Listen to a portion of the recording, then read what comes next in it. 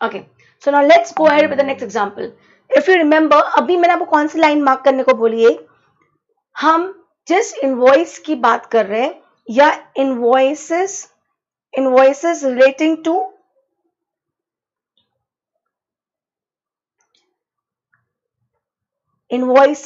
To such debit note pertains to, इसका मतलब समझना, am I clear? So for that let's go to this example. Hercules Machinery delivered a machine to XYZ in January 2018 under invoice number 49 dated 28 January 2018 for rupees 4,15,000 plus GST and undertook trial runs and calibrations of the machine as per the requirement of XYZ. Okay, क्या किया है? हरक्यूल्स ने एक machinery deliver करी है जनवरी month में. Invoice कब का है? 28 जनवरी का है. कितने की मशीन है? 4,15,000 including GST. The amount chargeable for the post delivery activities was covered in the debit note. See, invoice was of 4,15,000. फिर पोस्ट डिलीवरी चार्जेस के लिए उनको लगा कि ये हमने कम चार्ज किया, तो उन्होंने एक डेबिट नोट इशू किया अप्रैल 2018 में. प्लीज थोड़ा लिखा करो, हमेशा ना कभी भी क्वेश्चन सॉल्व करो तो लिखा करो. इनवॉइस की अगर मैं बात करूं, इनवॉइस कब का है? 28 जनवरी 2018, राइट? तो मतलब ये कौन सा फाइनेंशियल ईयर है मेरा? 17-18 फाइनेंशियल ईयर है मेरा. कौन सा फाइनेंशियल ईयर है मेरा? 17-18. ये एक कहानी खत्म हो गई. अगर मैं इसकी बात करूं, इस इनवॉइस की बात करूं, और इस इनवॉइस के लिए अगर मैं सेक्शन 16 सबसेक्शन 4 की बात करूं, इस इनवॉइस की बात करूं और इसके लिए सेक्शन 16 सबसेक्शन 4 की बात करूं, मतलब जो लास्ट डेट है where I can take the ITC, that means 20th October 2018 or actual date of annual return. Am I clear? यहां तक कोई इशू है? यहां तक कोई इशू है? प्लीज जवाब दो मुझे. Any issue till here? Reply. Any issue till here? तो मैं आगे बढ़ूं. ओके, आगे बढ़ते हैं. अब इन्होंने क्या किया, ये इनवॉइस में 50,000 इन्होंने कम चार्ज की थी. डेबिट नोट मैं आपको ऑलरेडी समझा चुकी हूं कि इनवॉइस में अगर कम है या इनवॉइस में ज्यादा है तो आपको रिवाइज टैक्स इनवॉइस इशू नहीं करना है. Revise tax invoice is a different scenario all together in GST, और वो इंपॉर्टेंट है, मैं बाद में पढ़ाऊंगी. Revise tax invoice is a total different scenario in GST. Getting my point? आप यहाँ पे रिवाइज टैक्स इनवॉइस इशू नहीं करोगे अगर आपको 50,000 आपने कम चार्ज किया है. तो अगर सप्लायर मेरा हक है आपसे 50,000 मांगने का, मतलब मेरे लिए आप कौन हो गए? डेटर हो गए. तो मैं डेबिट नोट इशू करूंगा. तो इसने 50,000 का डेबिट नोट इशू किया. कब इशू किया? अप्रैल 2018 में. डेबिट नोट कब इशू किया?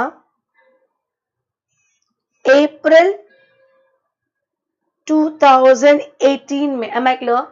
मतलब कौन सा फाइनेंशियल ईयर हो गया? 2018 2019. देखो सामने जानबूझ के मैंने दोनों फाइनेंशियल ईयर लिखा है. इनवॉइस कौन से फाइनेंशियल ईयर का था? 17-18 का था. उसका डेबिट नोट कब इशू हुआ? 18-19 में इशू हुआ. Am I clear? Am I clear? मुझे ऊपर की इनवॉइस का कोई इशू नहीं है.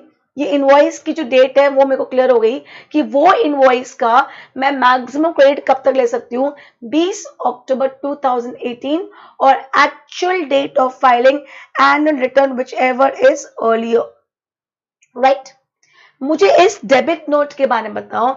ये डेबिट नोट मैंने कब इशू हुआ? मुझे अप्रैल 18 में इशू हुआ. Am I clear? इसका फाइनेंशियल ईयर क्या हो गया? 18-19 हो गया. तो मुझे बताओ क्या इस डेबिट नोट का मैक्सिमम डेट क्या होगा?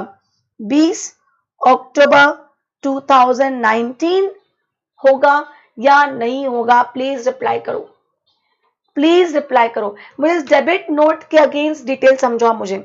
इस डेबिट नोट के अगेंस्ट मेरे को डिटेल समझाओ कि डेबिट नोट के लिए मैं क्या लूं, what I am going to consider. क्या मैं 20 October 2019 and annual return of 18-19 लूंगी? क्या मुझे जवाब दो। एनुअल रिटर्न ऑफ 18-19 लूंगी? क्या मुझे जवाब दो। इस डेबिट नोट के लिए मुझे जवाब दो प्लीज, फटाफट जवाब दो, it is important question.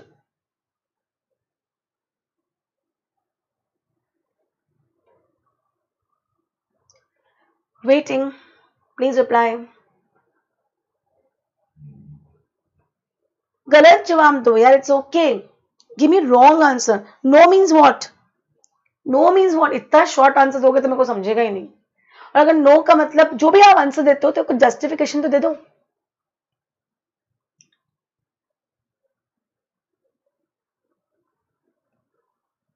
What do mean by no?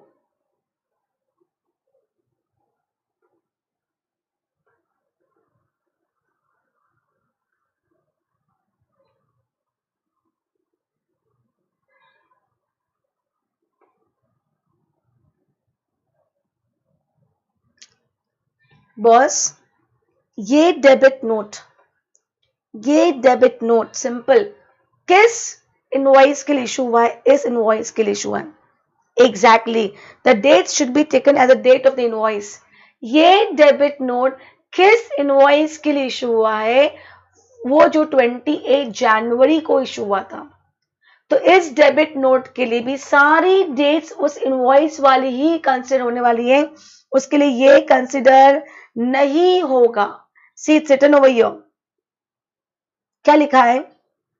Due date of furnishing of returns under section 39 for the month of September following the end of the financial year into which such invoice or invoice relating to such debit note pertains। जिस साल का invoice है debit note भी उसी साल का माना जाएगा, भले डेबिट नोट बाद में इशू हुआ है, पर वो डेबिट नोट के लिए भी जो लास्ट डेट्स रहेगी वो इनवॉइस के हिसाब से कैलकुलेट होगी, ना कि डेबिट नोट के अलग से होगी।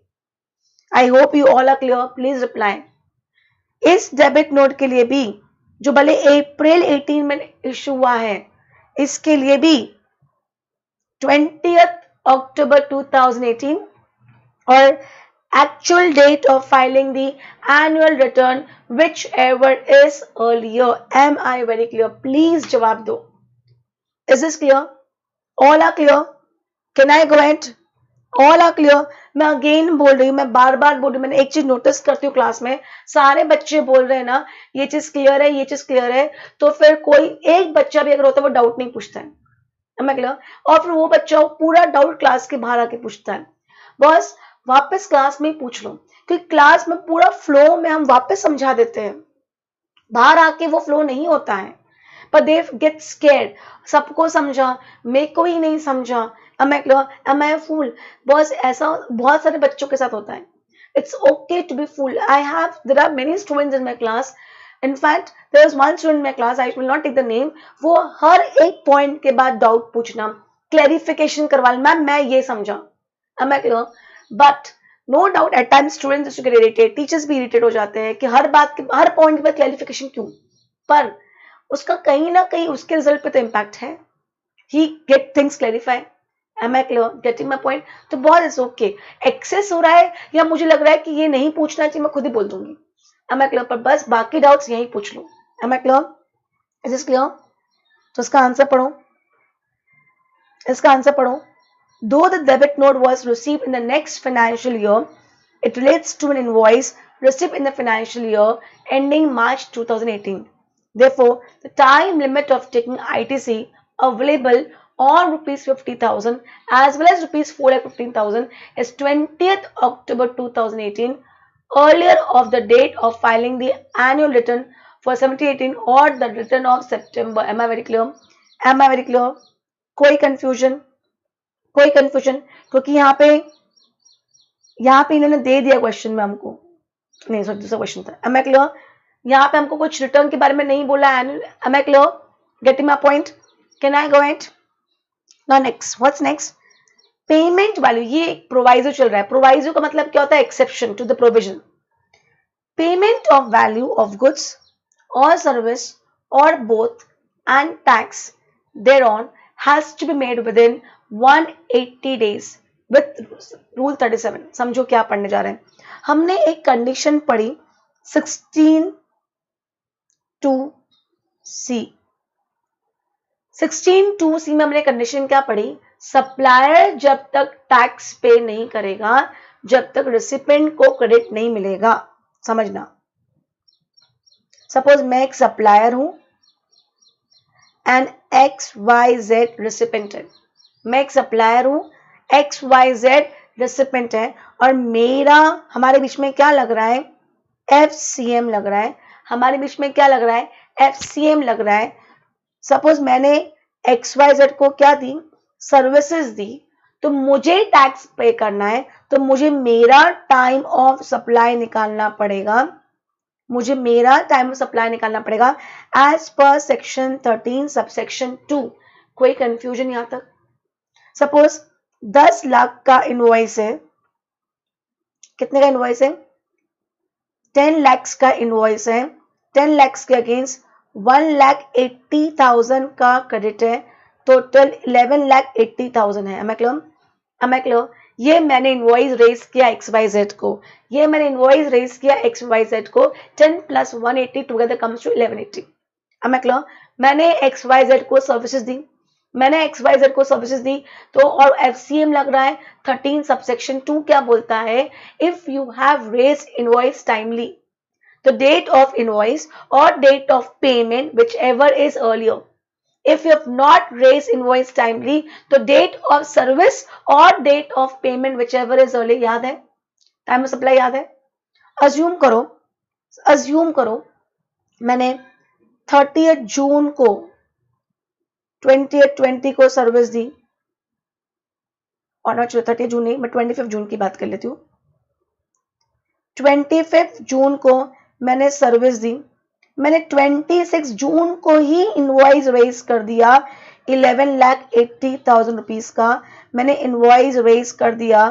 First question, have I raised invoice timely? Yes.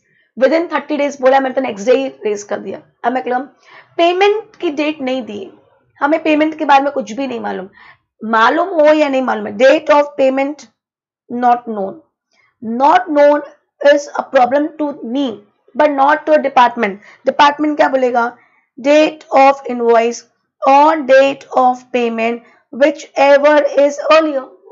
Department क्या बोलेगा, date of invoice or date of payment whichever is earlier. Payment की date है या नहीं है, डिपार्टमेंट को क्या मतलब है. डिपार्टमेंट बोलेगा मैडम जून 2020 को आपने इनवॉइस रेज कर दिया, पेमेंट तो अभी आया नहीं, मतलब बाद में ही होगा. मतलब ये आपका क्या हो गया, टाइम ऑफ सप्लाई है. और अगर जून मंथ आपका टाइम ऑफ सप्लाई है तो 20 जुलाई को आप 1,80,000 का टैक्स भर दो. कोई कंफ्यूजन? जवाब दो. यहां तक जो कहानी मैंने समझाई, कोई कंफ्यूजन बताओ, एनी प्रॉब्लम के लिए? ये तो नॉर्मल है. मैंने 25 जून को मीता ने क्या किया, XYZ को सर्विसेज दी. फॉरवर्ड चार्ज मैकेनिज्म लगने वाला है, मैंने सर्विसेज दी है और फॉरवर्ड चार्ज लगने वाला है, तो मुझे टैक्स पे करना है. तो मुझे मेरा टाइम ऑफ सप्लाई निकालना पड़ेगा. तो मुझे 13(2) जाना पड़ेगा, क्योंकि 13(2) FCM की बात करता है, 13(3) RCM की बात करता है. अब 13(2) क्या बोलता है, have you raise invoice timely? If yes, date of invoice और date of payment whichever is earlier. तो मैंने इनवॉइस 30 डेज का टाइम दिया था, मैंने तो नेक्स्ट डे रेज कर दिया, मतलब मेरा इनवॉइस टाइमली है.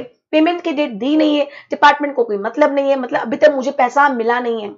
पेमेंट का मतलब क्या होता है, पेमेंट का मतलब की डेफिनेशन दी है, the day when I record in my books, या जिस दिन मेरे बैंक में क्रेडिट की एंट्री आ जाती है, whichever is earlier. Am I clear? I hope with me. समझ में आ रहा है मैं क्या बोल रही हूँ? यहां तक कोई प्रॉब्लम है कि बॉस, अभी boss and part I have not taught anything new. यहां तक कोई इश्यू नहीं होना चाहिए. ये तो हमारा नॉर्मल प्रोविजन है कि मैंने टाइमली इनवॉइस रेज किया है. अगर मैंने टाइमली इनवॉइस रेज किया है तो डेट ऑफ इनवॉइस और date of payment whichever is earlier में, डेट ऑफ इनवॉइस कब का है, 26 जून का है, तो 26 June is my time of supply. 26 June is my time of supply. तो जून महीने का जो भी टाइम ऑफ सप्लाई आएगा उसका ड्यू डेट क्या होगा, 20 जुलाई. अब अज्यूम करो मैंने 1,80,000. अब कहानी यहां से आगे बढ़ती है. मैंने 1,80,000 डिपार्टमेंट को भर दिया, XYZ ने क्रेडिट भी ले लिया। सोचो, हाँ, डिपार्टमेंट को पैसा मिल गया 1,80,000, XYZ को क्रेडिट भी मिल गया 1,80,000, मेरा 1180 अभी तक नहीं आया। I have yet not received my money, not a single penny. इतना काम किया, मतलब 1180 जो मिलना चाहिए वो तो भूल जाओ, जेब से 180 और निकल गए। मतलब गिलास थोड़ा बारह आने वाली बात है ना, काम दाम कुछ में गिलास तोड़ दिया, कुछ किया धरा नहीं, बस और पैसे जेब से चले गए और डिपार्टमेंट को 180 मिल गए, XYZ ने क्रेडिट भी ले लिया, मेरा क्या, मुझे तो कुछ मिला ही नहीं। I hope you are getting my problem, I hope you understood what I, क्योंकि देखो XYZ को क्रेडिट कब मिलता है, जब मैं टैक्स भरती, मैंने टैक्स भर दिया, और अगर मैं 20 जुलाई तक टैक्स नहीं भरूंगी तो मुझे 18% से इंटरेस्ट पे करना पड़ेगा। इफ यू रिमेंबर, अगर ड्यू डेट तक आप टैक्स पे नहीं करते हो तो आपको नेक्स्ट डे से लेके till the date of payment 18% पर एनम से आपको इंटरेस्ट पे करना पड़ेगा, और वो इंटरेस्ट मैं XYZ से तो नहीं लूंगी क्योंकि टैक्स पे करने की रिस्पॉन्सिबिलिटी मेरी है। और अगर मैं डिले करती हूँ तो रेसिपेंट क्या बोलेगा, भैया उसमें मेरी प्रॉब्लम क्या है, आपका प्रोविजन था, आपकी रिस्पॉन्सिबिलिटी थी, आपने डिले किया, आप जानो। हाँ या ना, हाँ या ना, जल्दी जवाब दो, हाँ या ना, हाँ या ना, प्लीज अप्लाई। यहां तक कोई प्रॉब्लम? तो यार कुछ तो मेरी भी सोचो ना, as a supplier I have paid the tax, you government has got the money, XYZ has got the credit, what about me? Forget earning 1180, I have spent from my pocket 180 for that case। क्या बोला है, क्या बोला है, it is applicable only in case of FCA। Ma'am ये जो provision पढ़ाने जा रही हूँ, this is applicable only in case of FCM, मतलब जब रेसिपेंट पैसा किसको देता है, सप्लायर को। क्या बोला है ये, अब जो मैं पढ़ाने जा रही हूँ पहले समझा देती हूँ। इनवॉइस कब इशू किया, 26 जून को। इनवॉइस कब इशू हुआ है, 26 जून को 2020 को इनवॉइस इशू हुआ है। अगर 180 डेज, बॉस 180 डेज है, 6 मंथ्स नहीं है। एक तो ये चीज दिमाग में बहुत क्लियर रखना, जब मैं डेज बोलती हूं तो मैं डेज कैलकुलेट करूंगी, जब मैं मंथ्स बोलूंगी तो मैं डेज नहीं देखती हूं। मतलब इनका कहना है अगर 180 डेज में रेसिपेंट ने 10 lakhs plus 1.8 lakhs, I hope with मी, का पेमेंट 180 डेज में रेसिपेंट ने अगर सप्लायर को इसका पेमेंट नहीं किया तो इसने जो भी क्रेडिट लिया होगा वो क्रेडिट उसकी लाइबिलिटी में क्या कर देंगे, हम ऐड कर देंगे। गेटिंग माय पॉइंट, हम ऐसा बोल, और उसके साथ हम क्या ऐड करेंगे, इंटरेस्ट भी ऐड करेंगे। I hope you are getting me, समझो ये कहीं ना कहीं सप्लायर को प्रोटेक्ट किया जा रहा है। क्या बोला, अगर रेसिपेंट ने 180 डेज में, रेसिपेंट ने अगर 180 डेज में अगर सप्लायर को टैक्सेबल वैल्यू का अमाउंट प्लस टैक्स का अमाउंट पे नहीं किया तो जो भी क्रेडिट उसने लिया है वो क्रेडिट हम मान लेंगे कि उसका नहीं था, उसने लिया, तो उतना उसने अगर लिया होगा तो उसने उसको यूटिलाइज भी किया होगा, उतना उसने कम पेमेंट किया होगा डिपार्टमेंट को, तो वो अमाउंट ऐड करो। और क्योंकि वो इतने दिन डिले किया तो उस पर इंटरेस्ट भी ऐड होगा एट द रेट ऑफ 18% पर एनम। ये समझा, ये समझा कि नहीं समझा? I am giving you 180 days time, almost 6 months. I won't say 6 months क्योंकि 6 months can be more than 180 days. 180 days का टाइम स्पेन दिया जा रहा है XYZ को to make payment to Nita. If XYZ does not make the payment, part payment किया है, part credit रख लो, हाफ पेमेंट किया है, हाफ क्रेडिट रख लो, नो पेमेंट तो नो क्रेडिट।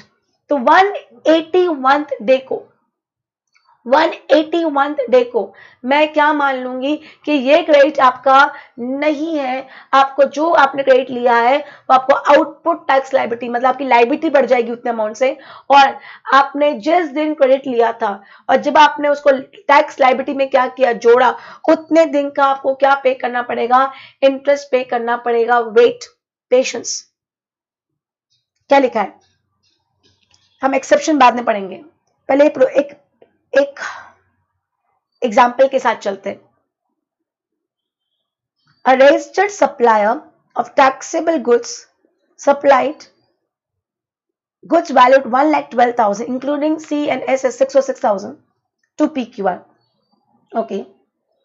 सप्लायर ने PQR को 1,12,000 का माल दिया under forward charge on 12th November 2019 for which tax invoice उसी दिन रेज हो गया है। ओके, मतलब यहाँ गुड्स है, गुड्स के केस में सेक्शन 12 लगता है और सेक्शन 12 सबसेक्शन 2 लगता है इन केस ऑफ एफसीए। और हम पढ़ के आ चुके हैं इनवॉइस और payment whichever is early. I hope with me. Yes, the inputs were received by PQR on 12th of November itself. PQR ने 12,000 कब ले लिया, 15/12 को ले लिया, but PQR did not make payment towards such supply along with tax to the supplier. कब लिया उसने क्रेडिट, 15/12 को उसने 12 का क्रेडिट ले भी लिया।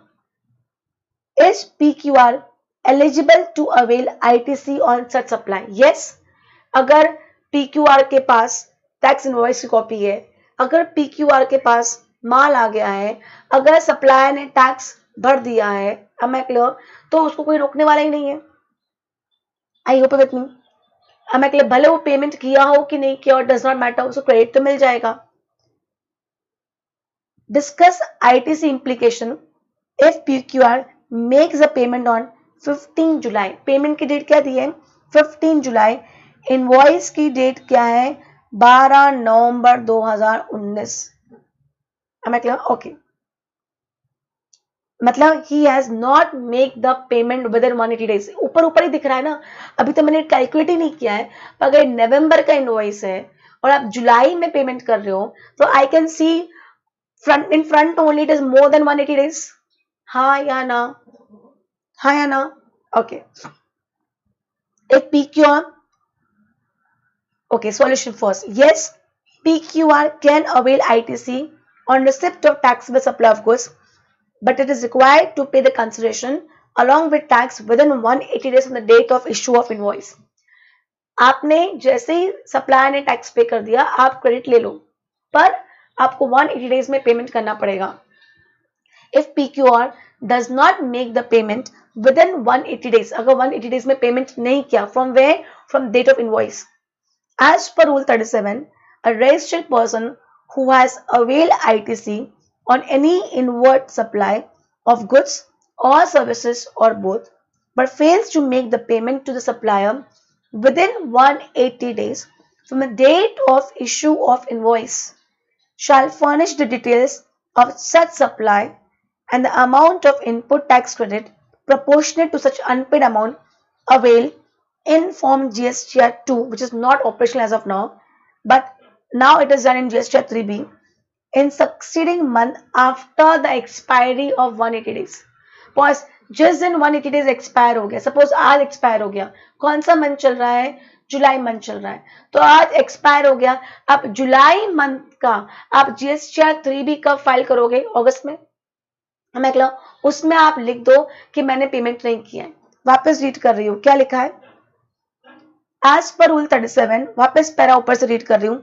As per rule 37, a registered person who has availed ITC of any inward supply of goods or service or both but fails payment नहीं किया है, to make payment of the supplier within 180 days from the date of issue of invoice shall furnish the details of such supply, furnish करना पड़ेगा, the details of such supply and the amount of ITC in form 2, which is not operational but now in form 3B in succeeding month after expiry of 180 days.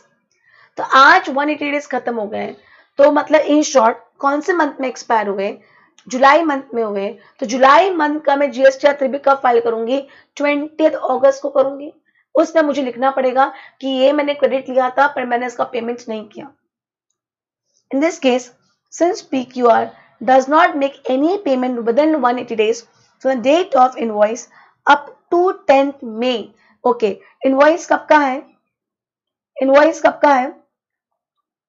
12 नवंबर, 12 नवंबर का, right. तो let me सी 180 days कहाँ होते हैं? 12 नवंबर को, right. मैंने आपको already बोल के रखा है कि वो वाला दिन हम कंसिडर नहीं करेंगे, नेक्स्ट डे से स्टार्ट करेंगे। तो मतलब अक्टूबर के 12 नवंबर है ना, नवंबर की बात करूं, नवंबर में कितने डेट्स? 30, 30 माइनस 12 मतलब नवंबर के 12th है ना, was 12th November 2019 को इनवॉइस रेज हुआ। ये दिन कंसिडर नहीं करेंगे। तो अब नवंबर में कितने दिन बचे? 18 डेज नवंबर के, 18, देन दिसंबर, देन जनवरी। अब 2020 इज लीप ईयर, तो 29 किसके हो गए? फरवरी की। 18 प्लस 31 प्लस 31 प्लस 29, ओके। फरवरी, मार्च, अप्रैल, मार्च, अप्रैल, अभी तक कितने हो गए? 170 डेज हो गए टिल 30th अप्रैल। Am I clear? तो 10 मोर डेज, 10 डेज अगर मैं ऐड कर देती हूँ, मतलब 10th मई को 180 डेज हो जाएंगे। कोई कंफ्यूजन? 10th मई को 180 डेज हो जाएंगे। तो क्या लिखा है? In this case, since PQR Limited does not make any payment within 180 days from the date of issue of invoice, up to 10th में बंदे ने पेमेंट नहीं किया, thereupon amount to equal to ITC availed by PQR shall be added towards the output tax liability along with interest for the month of June 2020 in which details of such supplies are required to be furnished। अब मुझे बताओ, मैं मई month 10th मई को 2020 को मेरा 180 days क्या हो गया? एक्सपायर हो गया। तो 11th मई का 181 डे हो जाएगा। Am I clear? In short, मैं मई मंथ का डिटेल्स कब फाइल करूंगी? 20 जून को फाइल करूंगी। Interest shall be calculated at the rate of 18% as given under section 50 subsection 1 for the period starting from the date of availing the credit till the date when ITC has been added to the output tax liability। समझना, एक depth में जाएंगे, don't worry. मैंने 12,000 का credit लिया। मैंने credit कब लिया था? 15 दिसंबर, क्वेश्चन में देखे रखा है ऊपर। और मैंने लाइबिलिटी कब ऐड किया? मैंने मई मंथ का जब रिटर्न फाइल करूंगी उस दिन लाइबिलिटी में ऐड करूंगी। तो मई मंथ का रिटर्न में कब फाइल करूंगी? 20 जून को फाइल करूंगी। तो इन शॉर्ट 15 दिसंबर से लेके 20 जून, I hope with me, calculate करो।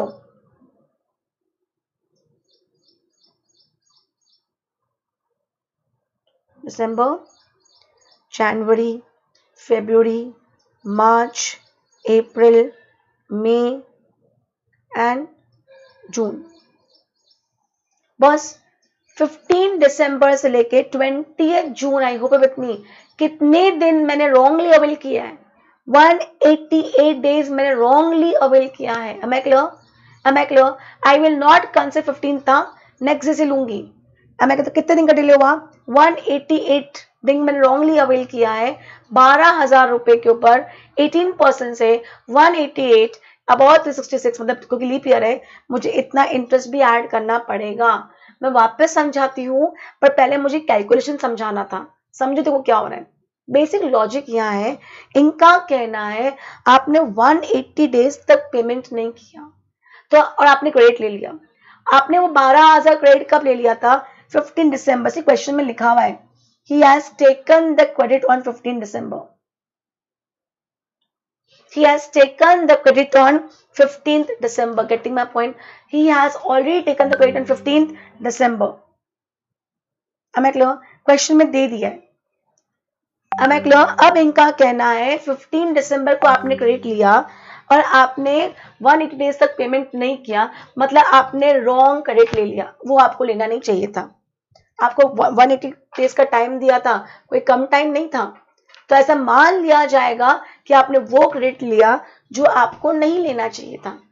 और आपने लिया तो आपने अवेल भी किया होगा, यूटिलाइज भी किया है, तो इन शॉर्ट आपने रॉन्ग लिया है।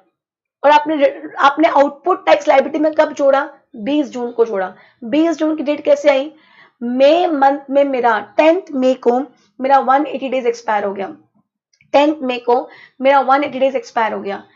तो मतलब इन शॉर्ट मई मंथ का अब मैं रिटर्न का फाइल करूंगी जून में। मई मंथ का मैं रिटर्न का फाइल जिस मंथ में 180 डेज एक्सपायर होता है उसका return will be in the next month by 20th जून। मैं क्लियर? तो मैं 20th जून को लायबिलिटी में ऐड करूंगी। इतने दिन जिस दिन मैंने क्रेडिट लिया और जिस दिन मैंने लायबिलिटी में जोड़ा वो दिन मैंने रॉन्गली अवेल कर लिया। डिपार्टमेंट को उतने दिन का सोचो ना, आज ये 12,000 आपने कहीं यूटिलाइज किया होगा पेमेंट करने के लिए। ये 12,000 आपने कहीं यूटिलाइज कर दिया होगा पेमेंट करने के लिए, और वो 12,000 एक्चुअल देखा जाए तो कोई यूटिलाइज नहीं करना चाहिए था। तो डिपार्टमेंट को 12,000 का क्या हुआ है? शॉर्ट पेमेंट हुआ है। और हम आपने 12,000 कब यूटिलाइज किया होगा? जब क्रेडिट अवेल किया होगा उसके बाद ही किया होगा। तो बस जिस दिन आपने अवेल किया और जिस दिन आपने वापस लायबिलिटी में जोड़ दिया उतने दिन आपने ज्यादा अवेल कर लिया, उतने दिन डिपार्टमेंट को इंटरेस्ट का लॉस हुआ है क्योंकि आपने उतना पेमेंट नहीं किया है, तो इंटरेस्ट भी पे करो। बस ये समझा कि नहीं समझा इतना बताओ, फिर मैं आगे बढ़ती हूँ।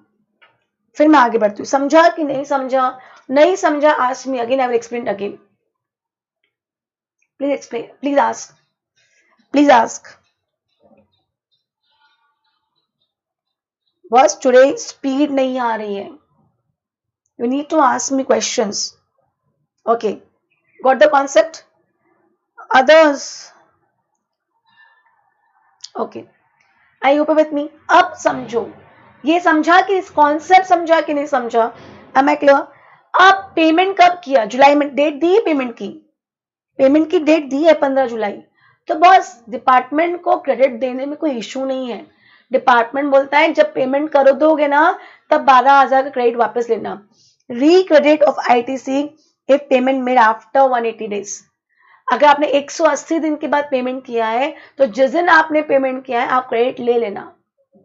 If PQR makes payment on 15 July, that is after 180 days from the date of issue of invoice, it shall be entitled to avail the credit of ITC. Department को फायदा कितने का हो गया? डिपार्टमेंट को 1109 का क्या हो गया? फायदा हो गया इंटरेस्ट का। मतलब, और क्योंकि आपने गलती करी है, जनरल पेनल्टी, ये आपके सिलेबस में नहीं है, ये फाइनल सिलेबस में फिर भी बताती हूँ। एक जनरल पेनल्टी होती है, if recipient does not pay the supplier as mention above, तो उसको 25,000 रुपए की पेनल्टी देनी पड़ती है अंडर सेक्शन 125। 125 में जनरल पेनल्टी बोल के रखी 25,000 रुपए। मैं क्लियर? आज गलती है ना, 180 दिन इज ऑलमोस्ट 6 मंथ्स। मैं क्लियर? इतना समझा, मैं वापस समझाती हूँ। और अब मैं प्रोविजन भी पढ़ती हूँ। मैं पहले प्रोविजन में स्किप कर गई थी। कभी कभी क्या होता है, कोई टॉपिक समझाने के लिए पहले एग्जाम्पल समझाना पड़ता है। एग्जाम्पल समझ में आ जाता है तो टॉपिक की लैंग्वेज समझ में आ जाती है। क्या लिखा है? In terms of proviso section 16 subsection 2, where a recipient fails to pay to the supplier of goods or services or both the amount towards value of supply with tax payable thereon within a period of 180 days from the date of issue of invoice by the supplier, and amount equal to ITC availed by the recipient shall be added to the output tax liability along with the interest। ये बोला है, अगर आपने 180 days में payment नहीं किया तो आपने जितना भी ITC अवेल किया था वो प्लस इंटरेस्ट आपको आपकी लाइबिलिटी में ऐड करना पड़ेगा। Interest will be paid at the rate of 18% per annum। Am I clear? From which date?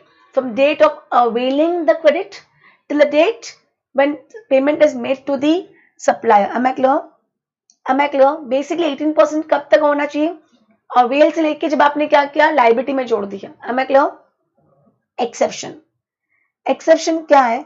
कब ये 180 डेज वाला रूल कब एप्लीकेबल नहीं होगा?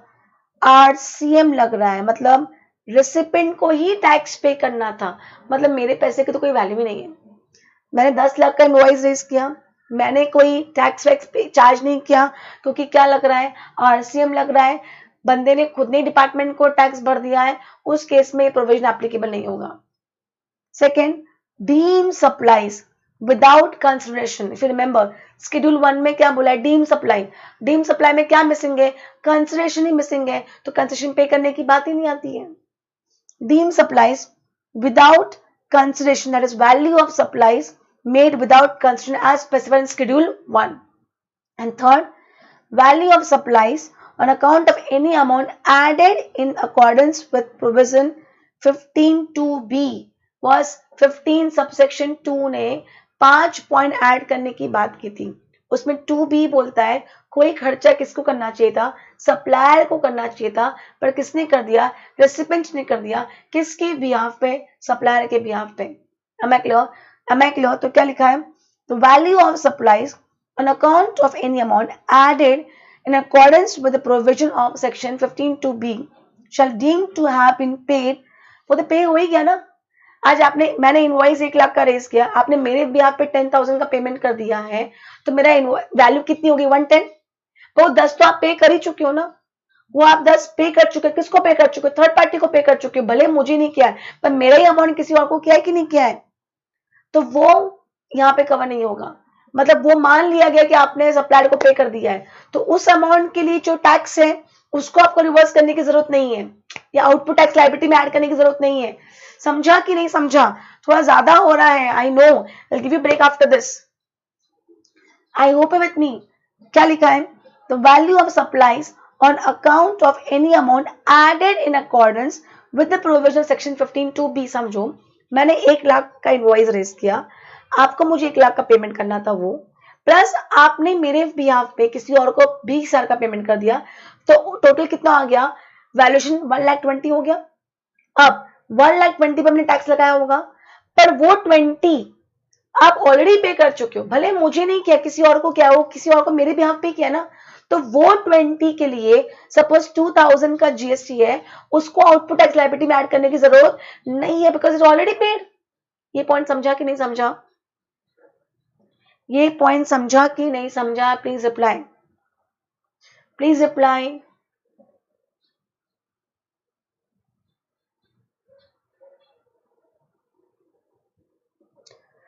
Reply fast.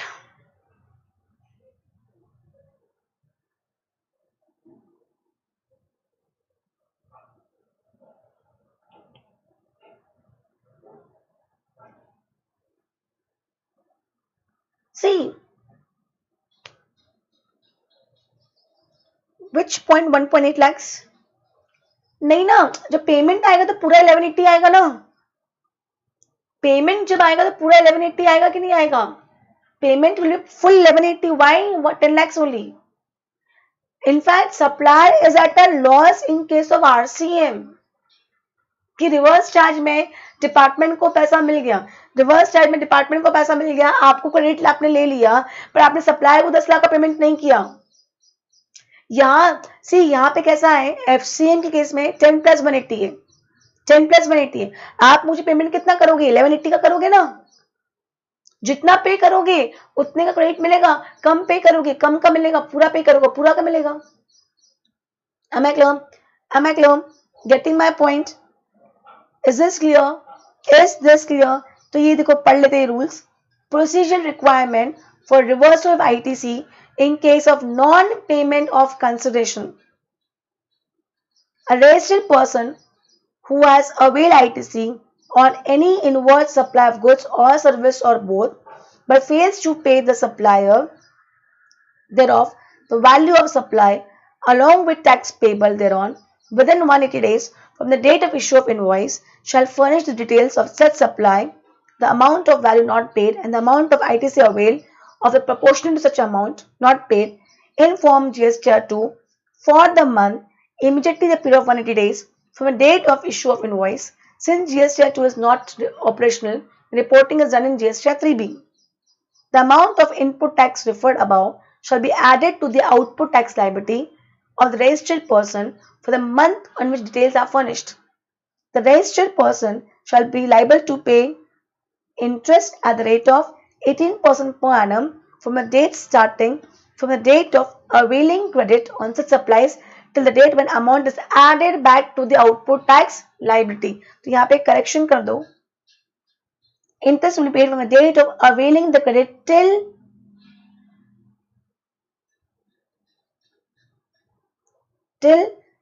the amount is added to output tax liability. कोई कंफ्यूजन यहाँ तक?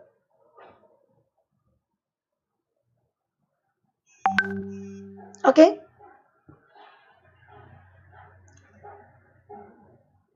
The registered person shall liable to pay interest at the rate of 18% per annum for the period starting from the date of availing credit of such supplies till the date the amount added to the output tax liability is paid.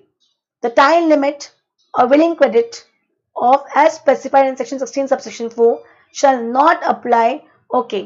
अब next question आपके मन में क्या आना चाहिए कि इन्होंने क्या बोला, जब बाद में पे कर दोगे तब आप क्रेडिट ले लेना. अब 16 सब सेक्शन 4 ने हमको टाइम लिमिट देके रखा था, सितंबर मंथ का ड्यू डेट या actual date of filing annual return whichever is earlier. am I clear? तो क्या लिखा है, the time limit of availing credit as specified under section 16 subsection 4 shall not apply to a claim for re-availing any credit in accordance with the provision of this act. Boss, यहाँ which has been reversed earlier. इनका कहना है आपने first time तो timely ले लिया था credit, पर हमने आपकी लाइबिलिटी में ऐड करवा दिया क्योंकि आपने 180 डेज में पेमेंट नहीं किया था. अब आप सपोज बाद में जब भी पेमेंट करते हो आप वो क्रेडिट ले लेना, उसके लिए आपको 16 सबसेक्शन 4 चेक करने की जरूरत नहीं है. ये समझा? ये समझा बॉस? मैं वापस रिपीट करती हूँ, पूरा प्रोविजन एक थरोली करते अपन. मैं क्लियर? मैं क्या पढ़ाने जा रही हूँ कि आपने सप्लायर ने क्या किया है, सप्लायर ने क्या किया है, रिसिपेंट को गुड्स या सर्विस दी है, 10 लाख का इनवॉइस रेज किया है, उसके अगेंस्ट 1,80,000 का जीएसटी चार्ज किया है, टोटल 11,80,000 हो गया है. am I clear? Suppose invoice आज का है या एनी डेट का, सपोज हम वही डेट ले लेते जो क्वेश्चन में देख रखा है, तो it will become easy for us. Question में इनवॉइस की डेट क्या देख रखी है, 12th of November. 12th of November 2019 को मैंने इनवॉइस रेज किया. am I clear? I hope you're with me. I hope you are with me. And बंदे ने 15 दिसंबर को क्या किया, 15 दिसंबर को क्रेडिट ले लिया. 15 दिसंबर को क्या कर लिया, क्रेडिट ले लिया. 15 दिसंबर 2019 को he has taken the credit of 1,80,000. am I clear? am I clear? अब क्रेडिट ले लिया, कोई इशू नहीं है. सप्लायर ने डिपार्टमेंट को टैक्स भी भर दिया होगा क्योंकि सप्लायर की लायबिलिटी है टैक्स भरने की एफसीएन केस में, तो उसने टैक्स भी भर दिया होगा. Getting my point? Am I clear? कोई इशू यहाँ तक? ओके. पर 180 डेज तक मैं वेट कर रही हूँ. अगर आपने 180 days from date of invoice, अगर आपने सप्लायर को पेमेंट नहीं किया तो आपने जितना भी आईटीसी क्या किया है, अवेल किया है, वो आपको आपकी लायबिलिटी में ऐड करना पड़ेगा क्योंकि अब ये आपका आईटीसी नहीं है, ये आपका आईटीसी नहीं है. Getting my point? am I clear? कब ऐड करोगे, जिस दिन 180 डेज एक्सपायर हो जाएंगे, तो वो मंथ का जब आप रिटर्न फाइल करोगे, वो मंथ का रिटर्न आप कब फाइल करोगे, नेक्स्ट मंथ के 20th तक. am I clear? Next month के 20th तक. आई hope you getting me. am I clear? तो हमारा 180 डेज कब हो रहा है, 10th मई को खत्म होता है, मतलब 11th मई को 180 डेज एक्सपायर हो जाता है. am I clear? इसका 20 जून 2020 को आप क्या करोगे, रिटर्न फाइल करोगे. उस दिन आप इसको लायबिलिटी में ऐड कर दोगे. तो आपने क्रेडिट लिया कब, 15/12. आपने ऐड कब किया, 20 जून. मतलब इतने दिन आपने रॉन्गली 180 का क्रेडिट अवेल किया. आप इस पे हमको क्या पे कर दो, इंटरेस्ट पे कर दो एट द रेट ऑफ 18% पर एनम. ये हमने कैलकुलेशन किया था. अब सपोज बंदा बाद में पे करता है, सपोज बंदा कब पे करता है, ये कौन सा इनवॉइस है, 1920 का इनवॉइस है. कब का इनवॉइस है, 1920 नो 1819 सॉरी. कब का इनवॉइस है? 18-19 का इनवॉइस है। कब का इनवॉइस है? 18-19 का इनवॉइस है। 18-19 का इनवॉइस क्रेडिट मैक्सिमम कब तक ले सकते हो?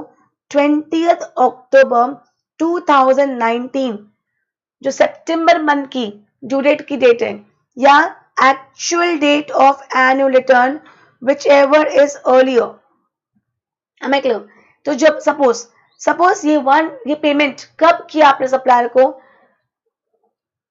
इस दिन के बाद। सपोज रिटर्न की डेट क्या है? 25 दिसंबर 2019। तो विच एवर इज अर्लियर में 20th अक्टूबर आता है। विच एवर इज अर्लियर में 20th अक्टूबर आता है। पर आपने पेमेंट कब किया? आपने नवंबर में पेमेंट किया। कब पेमेंट किया? नवंबर में। 15 नवंबर को आपने क्लाइंट को पेमेंट किया, तो आपको 15 नवंबर को 1,80,000 क्रेडिट वापस मिल जाएगा। ये जो 16 सबसेक्शन 4 की जो लिमिट देके रखी है वो रीअवेल, सी अब वापस अवेल कर रहे हो। You had already availed it. We had asked you to add to the liability. I am asking, मतलब आप ऑलरेडी एज पर रेगुलेशन ही चल रहे थे, मतलब मैंने आपको ऐड करवा दिया। तो अगर आपने जब बाद में पे किया, भले वो पेमेंट के कारण जो रीअवेल आप कर रहे हो वो इस डेट के बाहर जा रहा है, still you will be allowed to reavail it. Am I clear? Am I clear? Please reply. Am I clear? कोई प्रॉब्लम यहां तक? Please reply. I'm not going ahead today. I'm going to teach till here only, क्योंकि it is like too much things going on. और फिर मेरे को एक बहुत important section start करना है, which should be start with fresh mind. I'm not going to go ahead of this. I'll be completing my lecture today here only. जब लगता है extend, when I feel it is not worth extending, I don't extend.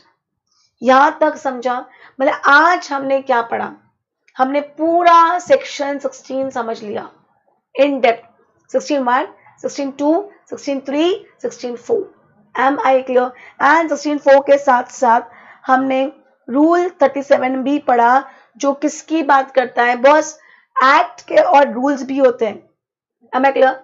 जैसे rule 36 सब rule 4 ने हमको 10% की बात की है। क्या होता है? एक्ट के बाद रूल्स बनते हैं, पर रूल्स कभी भी एक्ट को ओवरराइड नहीं कर सकते।